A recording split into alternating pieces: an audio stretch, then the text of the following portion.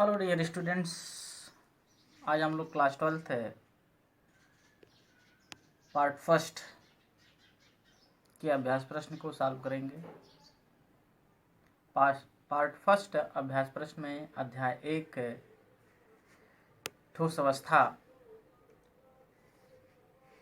के एक्सरसाइज को सॉल्व करेंगे, जिसमें पहला प्रश्न आपका ये है। पहला प्रश्न है, अक्रिस्टली पद को परिभाषित कीजिए। अक्रिस्टली ठोसों के कुछ उदाहरण दीजिए। तो अक्रिस्टली ठोस हमने बताया ना कि ठोस दो प्रकार के होते हैं, एक क्रिस्टली होता है और एक अक्रिस्टली होता है। तो जिस ठोस के अवयवी कणों की अगर संरचना का अध्ययन करें तो यदि वो ज्यामितीय आकार का होता है तो उसको हम क्रिस्टली कहेंगे, जिसका नहीं होता है उसको हम अक्रिस्टली कहते हैं। ठीक है। और रही बात कि अक्रिस्टली ठोस को परिभाषित करने की, तो अक्रिस्टली ठोस ऐसे ठोस होते हैं जिनके अवयवी कण लघु परासारी होते हैं और इनकी कोई एक निश्चित ज्यामितीय संरचना नहीं होती है, अक्रिस्टली ठोस कहलाते हैं। ठीक है। फिर आगे ये प्रश्न पूछ रहा है कि अक्रिस्टली ठोसों के कुछ उदाहरण दीजिए। तो अक्रिस्टली ठोस की अगर हम बात करें तो जैसे सिलिका ले लीजिए, क्वार्टज है और उसके साथ साथ रबड़ है, कांच है, प्लास्टिक है, ये सब जो है अक्रिस्टली ठोस हो गए। ठीक है। अब हम दूसरे प्रश्न की बात करते हैं। कांच क्वार्टज जैसे ठोस से किस प्रकार भिन्न है? किन परिस्थितियों में क्वार्टज को कांच के रूप में रूपांतरित किया जाता है? तो प्रश्न फिर से सुनिए। कांच क्वार्टज जैसे ठोस से किस प्रकार भिन्न है? किन परिस्थितियों में क्वार्टज को कांच के रूप में परिवर्तित किया जाता है या रूपांतरित किया जाता है? तो अगर हम कांच की बात करें तो कांच के जो अवयवी कण होते हैं ये दीर्घ परासी होते हैं, दीर्घ परासी होते हैं और उसके साथ साथ जो है इनकी जो व्यवस्था होती है ये दीर्घ परासारी व्यवस्था होती है। और जब इनको कांच के रूप में परिवर्तित किया जाता है सिलिका को, तो उसको पिघलाया जाता है। क्या किया जाता है? पिघलाया जाता है। और जब पिघलाया जाता है तो उसको ठोस के रूप में परिवर्तित किया जाता है। तो आपका जो आंसर हो जाएगा वो हो जाएगा कांच के अवयवी कण यानी सिलिका को जब हम पिघला करके ठोस के रूप में परिवर्तित करते हैं तो इसके जो अणु होते हैं वो दीर्घ परासी हो जाते हैं और जिसके कारण ये ठोस के रूप में परिवर्तित हो जाते हैं। ठीक है। अब इसके बाद हम बात करेंगे तीसरे प्रश्न की। तीसरा प्रश्न है, निम्नलिखित ठोसों का वर्गीकरण आयनिक, धात्विक, आणविक, सहसंयोजक और अक्रिस्टली के रूप में परिवर्तित कीजिए। जिसमें पहला प्रश्न है P4O10 टेट्राफास्फोरस पेंटाऑक्साइड डेकाऑक्साइड। दूसरा है NH4 का PO4 यानी अमोनियम फास्फेट। तीसरा है SiC सिलिका सिलिकॉन कार्बाइड या सिलिकॉन कार्बन। इसके बाद iodine I2P4 phosphorus plastic, graphite पीतल, रुबिडियम, लिथियम ब्रोमाइड और सिलिका। तो ये जो है आपके प्रश्न हो गए और आपको इसको आइडेंटिफाई करना है, ये क्लासिफाइड करना है कि कौन सा संयोजक ठोस है, कौन धातु है, कौन धात्विक ठोस है, कौन दूसरा संयोजक ठोस है ना, कौन आयनिक ठोस है। ऐसे में आपको इसको डिवाइड करना रहेगा। तो जिसमें आप जब इसको सॉल्व करेंगे तो आणविक ठोस की अगर हम बात करें तो जो अणुओं से मिलकर के बना होता है, तो अणुओं से मिलकर के जो बना होगा उसमें सहसंयोजक आबंध पाया जाएगा। अब सहसंयोजक आबंध कहाँ बनते हैं इसको आप जानते हैं, जब समान परमाणु होते हैं उनके मध्य इलेक्ट्रॉनों की साझेदारी होती है तो वहाँ पर सहसंयोजक आबंध बनता है। ठीक है। और आयनिक की बात करें तो इसमें प्लस और माइनस दोनों आयन उपस्थित होते हैं। यहाँ इलेक्ट्रॉनों के स्थानांतरण से जब आबंध बनता है तो उसको हम आयनिक ठोस करेंगे। ठीक है। इसके बाद नेटवर्क यानी ठोस अणु जब आपस में जैसे ग्रेफाइट हुआ और हीरा हुआ, इसमें जो आपके जालनुमा संरचना बनती है तो इसको नेटवर्क ठोस कहते हैं। तो आप इसको आसानी से कर लीजिएगा। ठीक है। अब इसके बाद हम बात करेंगे चौथा प्रश्न, उप सहसंयोजन संख्या का क्या अर्थ है। हम बात करें, ये देखा जाए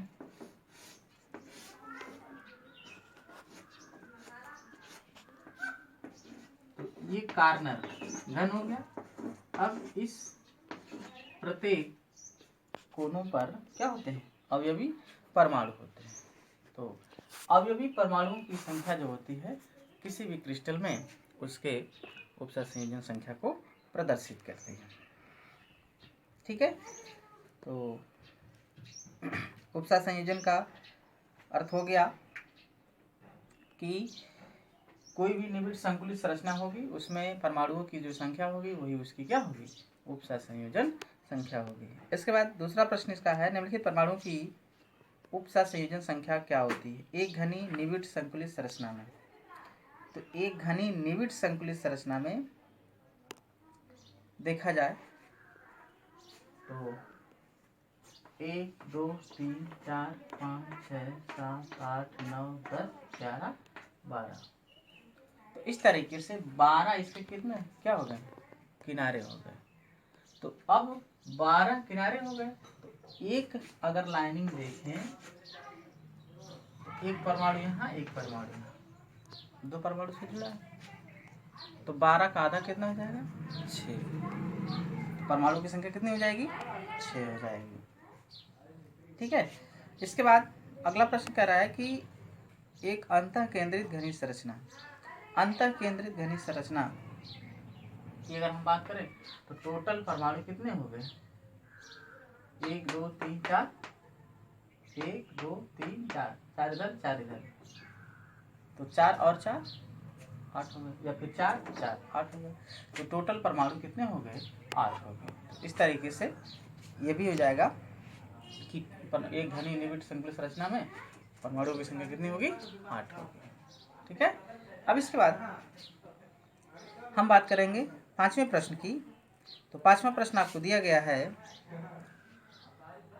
यदि आपको किसी अज्ञात धातु का घनत्व एवं अगर कोष्ठिका की विमाएं ज्ञात हो, क्या ज्ञात हो तो आप उसके परमाणविक द्रव्यमान की गणना कर सकते हैं। बिल्कुल कर सकते हैं, आपको हमने फार्मूला बता दिया है कि परमाणविक द्रव्यमान की जब आपको गणना करनी रहेगी तो गणना के लिए आप सूत्र यानी यम परमाणविक द्रव्यमान ये हो जाएगा DAQ इंटू NA/Z। इसकी गणना आप कर सकते हैं, जहां D बराबर क्या है, घनत्व है। D बराबर क्या है, घनत्व है। और A इक्वल टू क्या है, भुजा की लंबाई दी गई है, यानी जिसको आप कहेंगे आयतन कहेंगे। और Z क्या है, परमाणुओं की संख्या है, परमाणुओं की संख्या। और यम क्या है, द्रव्यमान है। यम क्या है, द्रव्यमान। और यानी आप जानते हैं अवगाद्रो संख्या या मोलों की संख्या, अवगाद्रो संख्या। ठीक, तो इस तरीके से हम अगर हमको कोई भी क्रिस्टलीय ठोस होगा उसका अगर द्रव्यमान दिया हो, घन का आयतन दिया हो और उसके साथ साथ परमाणु की संख्या दी गई हो, तो हम जो है मोल द्रव्यमान आसानी से निकाल सकते हैं। ठीक है, क्लियर है। आगे की तरफ बढ़ा जाए, छठा प्रश्न देखा जाए। तो छठा प्रश्न आपका ये है कि किसी क्रिस्टल की स्थिरता उसके गलनांक के परमाणु द्वारा प्रकट होती है। टिप्पणी कीजिए कि किसी आंकड़ा पुस्तक से जल, ethyl alcohol, die ethyl ether तथा मेथेन के गलनांक एकत्र करें। इन अणुओं के मध्य अंतरा आणविक बलों के बारे में आप कह सकते हैं। तो कहने का मतलब ये है कि आपको विभिन्न प्रकार के विलयन लेने हैं। ठीक है, उन विलयनों के मध्य आप सांद्रता देखेंगे। तो जब जल में उसको घोलेंगे तो कोई आसानी से घुलेगा, कोई आसानी से नहीं घुलेगा। तो इस तरीके से उसके मध्य अणु जो आपस में जुड़े रहते हैं प्रबल आकर्षण बलों द्वारा या दुर्बल आकर्षण बलों द्वारा, उस पर डिपेंड करता है कि वो कितना घुलनशील है, कितना नहीं घुलनशील है, ये आंशिक है कि पूर्ण है। तो कहने का मतलब ये आप जो है किताब से देख करके नोट्स बना लीजिएगा, ठीक है। इसमें प्रश्न 7 की, तो प्रश्न आपका 7 ये है कि निम्नलिखित युग्मों के पदों में कैसे विभेद करेंगे, यानी षटकोणीय निबिड़ संकुलन एवं घनी निबिड़ संकुलन। तो षटकोणीय निबिड़ संकुलन की मतलब ये बात करें तो इसमें जो गोलक मॉडल होता है, तो उसमें आप जब गोलक मॉडल का अध्ययन करेंगे तो ऐसे करके ए बी ए, तो यानी तीसरी परत, अगर एक गोला ये है, दूसरा गोला ये होगा, फिर तीसरा गोला ये होगा। तो कहने का मतलब जिसमें आप देखेंगे ये ए टाइप का है और ये बी टाइप का है, फिर ये सी टाइप का है। तो इसमें जो है पहली परत ये हो गई, दूसरी परत ये हो गई और तीसरी परत ये हो गई। तो पहली और तीसरी परत जब सीध में होती हैं तो वहाँ पर जो आपकी संरचना बनती है वो षटकोणीय बनती है। क्या बनती है? षटकोणीय बनती है, ठीक है। और जब हम बात करेंगे घन निबिड़ संकुल संरचना सीसीपी में, तो इसमें जो है आपका यहाँ पे आप देख रहे हैं कि ए बी और सी, यानी आपकी पहली परत के ठीक नीचे, यानी जो पहली परत होगी इसका जो गोलक दोनों का जो बीच का स्थान होगा उसमें दूसरी परत, फिर इसका जो गोलक का स्थान होगा वो तीसरी परत। तो कहने का मतलब पहली और तीसरी परत एक सीध में होंगी, जबकि हम घन निबिड़ संकुलन संरचना की बात करेंगे इसमें कोई भी परत गोले की एक सीध में नहीं होगी, ठीक है। अब हम बात करेंगे नेक्स्ट की क्रिस्टल जालक एवं एकक कोष्ठिका। तो अगर हम क्रिस्टल जालक की बात करें तो परिभाषा हमने आपको क्रिस्टल जालक की भी बताई है और एकक कोष्ठिका की भी बताई है। तो परिभाषित इसको आप कर लीजिएगा। क्रिस्टल जालक यानी जब समान बिंदुओं को एक नियमित त्रिविमीय व्यवस्था से जोड़ते हैं तो जो संरचना प्राप्त होती है उसको हम क्रिस्टल जालक कहते हैं। और क्रिस्टल जालक में से जब हम कुछ निश्चित पैटर्न को अलग करते हैं तो जो हमको प्राप्त होता है घन, उसको हम एकक कोष्ठिका कहते हैं, ठीक है। हो जाएगा अंतर, लिख लीजिएगा। फिर इसके बाद अगला प्रश्न आपका है चतुष्फलकीय रिक्तियाँ एवं अष्टफलकीय रिक्तियाँ। तो जैसे घन निबिड़ संकुलित संरचना का अध्ययन किया वैसे चतुष्फलकीय और अष्टफलकीय रिक्तियों का अध्ययन कर लेंगे, ठीक है, यानी ऑक्टाहेड्रल और टेट्राहेड्रल। अब हम बात करेंगे 8वें प्रश्न की। तो 8वां प्रश्न ये है कि निम्नलिखित जालकों में से प्रत्येक की एकक कोष्ठिका में कितने जालक बिंदु होते हैं। तो ये टॉपिक भी आप नोट्स बनाए हैं, आपको हमने पीडीएफ भी दिया था, तो आप उसी पीडीएफ से इसको जो है सॉल्व कर लीजिएगा।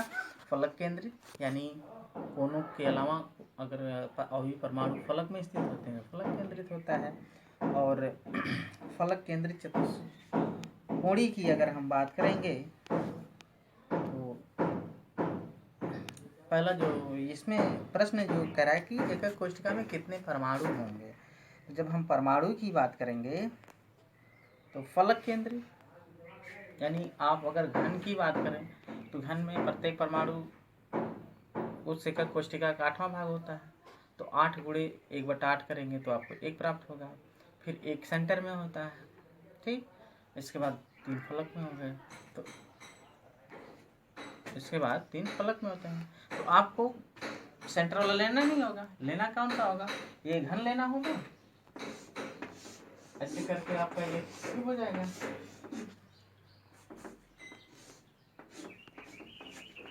हो गया। अब ये कार्बन पे हो गए एक एक करके, ऐसे 8 हो गए, ठीक है। तो 8 गुणे 1/8 काट देंगे, कितना जाएगा, 1 परमाणु हो गया। और फलक में होता है 6 फलक होते हैं, इसका आपको लेना है कितना है, आधा लेना है। तो यहाँ पे आपको 3 प्राप्त होगा। अब इन तीनों से परमाणु की संख्या कितनी प्राप्त होगी, टोटल परमाणु कितने हो जाएंगे, 4 हो जाएंगे। फलक केंद्रित में परमाणु की कुल संख्या कितनी प्राप्त होगी, 4 प्राप्त होगी, ठीक है। अब इसके बाद हम बात करेंगे अगले प्रश्न की, फलक केंद्रित चतुष्फलकीय रिक्तियों में। तो फलक केंद्रित चतुष्फलकी रिक्तियों की अगर हम बात करें, इसका जब हम अध्ययन करेंगे, प्रश्न कह रहा है कि फलक केंद्रित चतुष्फलकी रिक्तियों, तो दूसरा भी प्रश्न है जो पहले के ही समान है, क्योंकि फलक केंद्रित है, चतुष्फलकी रिक्ति है, तो जाहिर सी बात है 3 1 4, इसमें टोटल भी परमाणु की संख्या कितनी होगी, 4 होगी। अंतः केंद्रित की बात करेंगे, तो अंतः केंद्रित में आपका जो है एक ऐसे करके जब आप क्यूब बनाएंगे, टोटल एक ही हो गया। ये तीसरा प्रश्न है 8वें का। अब एक कार्नर पे हो गया एक एक करके, ठीक है। तो कार्नर पे परमाणुओं की संख्या कितनी होगी, 1 होती है, तो ये हो जाएगा 1/8 गुणे 8 बराबर 1 हो जाएगा। इसके बाद एक पूरा बीच में होता है, सबका सेंटर कहाँ होता है, बीच में होता है, तो बीच में हो जाएगा। अब दोनों को जोड़ लेंगे, कितना हो जाएगा, 2। टोटल परमाणु की संख्या कितनी प्राप्त हो रही है, 2 प्राप्त हो रही है। अब इसके बाद 9वें प्रश्न की अगर हम बात करें, तो 9वां प्रश्न है, समझाइए धात्विक एवं आयनिक क्रिस्टलों में समानता एवं विभेद का आधार क्या है। धात्विक और आयनिक, तो धात्विक का मतलब जिसमें चमक हो, भंगुरता हो, इन सब के गुण अगर पाए जाते हैं तो धात्विक होते हैं। और यदि वही प्लस आयन और मतलब आयनित हो जाता है तो उसको हम आयनिक कहते हैं। तो धात्विक और आयनिक क्रिस्टलों की अगर हम समानता की बात करें, तो पहले तो समानता लिखना है, फिर असमानता लिखना है, दोनों चीज़ें बतानी आपको है। तो समानता की अगर हम बात करें, तो समानता में ये है कि दोनों के दोनों पहली बात तो ठोस होते हैं, और दूसरी बात ये है कि दोनों के दोनों जो है धात्विक क्रिस्टल जो होते हैं, इसमें प्रबल वैद्युत आकर्षण बल पाया जाता है, दोनों में, धात्विक में भी और आयनिक में भी। और इसके बाद जो है दूसरा अगर हम देखें, धात्विक और आयनिक दोनों जो है क्रिस्टल अदिशात्मक बंधों से बंधे होते हैं, ठीक। अब इसके बाद अगर हम बात करें धातु और अधातु में, ये आयनिक में अंतर की बात करें, तो अंतर में जो आयनिक क्रिस्टल होते हैं, इनके जो आयन होते हैं, आयन में मतलब आयनिक जो क्रिस्टल होगा उसमें प्लस और माइनस दोनों होंगे, तो उसमें जो परमाणु होगा, जो मतलब कण होंगे, जो वो गमन के लिए स्वतंत्र नहीं होंगे। लेकिन धात्विक की बात करेंगे, तो धात्विक में जो आयन या परमाणु होंगे वो गमन के लिए स्वतंत्र होंगे। तो पहला डिफरेंस ये हो जाएगा कि अवयवी परमाणु जो होते हैं वो गमन नहीं कर सकते हैं, अवयवी परमाणु जो होते हैं वो गमन करते हैं, ठीक है। इसके बाद दूसरा जो अगर हम बात करें, तो आयनिक जो ठोस होता है, तो इसमें जो आकर्षण बल होता है वो धात्विक की अपेक्षा अधिक होता है, प्रबल होता है। और आयनिक की धात्विक की बात करेंगे, तो धात्विक में आयनिक की अपेक्षा दुर्बल बल होता है, ठीक है। तो इस तरीके से ये 8वां प्रश्न 9वां प्रश्न कंप्लीट हो जाएगा। अब इसके बाद अगला प्रश्न ये है कि निम्नलिखित धातु के क्रिस्टल में संकुलन क्षमता की गणना कीजिए। तो संकुलन क्षमता आपको मैं बताया है, PDF पे दिया था, वीडियो में बताया भी था। इसके पहले जो हमने वीडियो बनाई थी उसमें जो NCERT प्रश्न करके लिखा था हमने, या पाठनीति प्रश्न करके बताया था, उसमें हमने आपको पैकिंग एफिशिएंसी के बारे में बताया था। अब जो है आपको पैकिंग एफिशिएंसी निकालना किस में है, सरल घन में निकालना, घनी में निकालना है, अंतः केंद्रित में निकालना है, और फलक केंद्रित में निकालना है। तो जिसमें आपको यह मानना है कि परमाणु एक दूसरे से संबंधित है, ठीक है, ओके। तो हम बात करेंगे 10वां प्रश्न में, संकुलन क्षमता निकालनी है, सरल घनी में निकालना है, अंतः केंद्रित में निकालना है, और फलक केंद्रित में निकालना है। तो जब हम सरल घनी की बात करेंगे, तो जब संकुलन क्षमता निकालना है और वो भी सरल घनी में, आप जानते हैं कि जो घन होता है उसमें अवयवी जो परमाणु होते हैं उनको हम कैसे दिखाते हैं, गोलक से दिखाते हैं। जब गोलक से दिखाएंगे तो कुछ ऐसे आपका क्यूब होता है ना, तो यहाँ पर ये जो है आपके क्या है, ये कार्नर पे गोले होते हैं। तो अब उन्हीं गोलों की व्यवस्था के आधार पर हम सरल घन को निकालेंगे। तो सरल घन निकालने के लिए हमने लिखा कि सरल घनी एक कोष्ठिका में संकुलन क्षमता। तो संकुलन क्षमता निकालने के लिए आपको गोले के द्वारा एकक कोष्ठिका में या सरल घनी में गोलक के द्वारा कितना आयतन घेरा गया है, तो ये हो जाएगा एक परमाणु का आयतन, यानी उस गोले का आयतन क्या होता है, पाई आर, 4/3 पाई आर क्यूब होता है। तो 4/3 पाई आर क्यूब, यहाँ पे गुणे 100 हो जाएगा। फिर एकक कोष्ठिका का आयतन, कोष्ठिका मतलब घन, कोष्ठिका मतलब क्या, तो एकक कोष्ठिका का आयतन हो जाएगा। एकक कोष्ठिका मतलब होता है घन, तो घन का आयतन क्या होता है, आर क्यूब होता है। आर क्यूब तो 8 है, 8 बोलो 8 आर क्यूब हो जाएगा, मतलब 2 3 6। अरे भाई 2 का क्यूब करेंगे 2 आर क्यूब करेंगे कि नहीं, तो 2 आर जब क्यूब करेंगे तो यहाँ पे 8 आर क्यूब हो जाएगा। ठीक है, अब यहाँ पे आर से कैंसिल और 4 दूना 8 हो जाएगा, ये नीचे आएगा 3 से गुणा कर लेगा तो हो जाएगा पाई यानी 2 3 6, और ये पाई का मान रख करके साफ करेंगे तो आ जाएगा 52.4%। ये सरल घन का हो जाएगा। उसी प्रकार जब आप अंतः केंद्रित का निकालेंगे तो अंतः केंद्रित में एक गोले जो है आपका कार्नर पे हो जाएगा और एक गोला आपका बीच में हो जाएगा। तो इस तरीके से इसमें दो गोले हो जाएंगे।